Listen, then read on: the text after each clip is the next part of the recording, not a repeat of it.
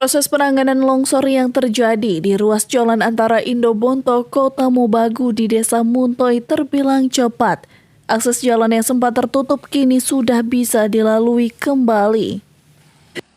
Sayangnya, material longsor berupa tanah berlumpur dibuang begitu saja ke jurang tanpa memperhatikan perkebunan warga yang ada di bawahnya.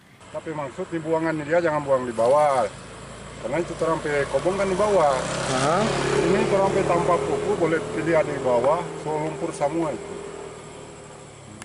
Imbas yang dari ini Pak ya? Iya, imbas yang dari sini. Itu lalu lagi begini, orang buang terus ke bawah. Ini kobong-kobong coklat, kobong kelapa di bawah. Jadi yang korban terampai kobong. Ya pokoknya tiap longsor dan longsor di sini tolong jangan dibuang ke bawah. Dari di bawah kan tidak ada parit.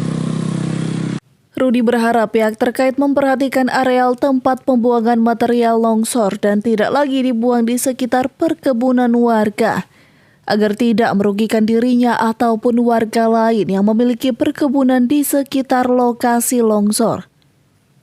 Tim Liputan Kawanua TV.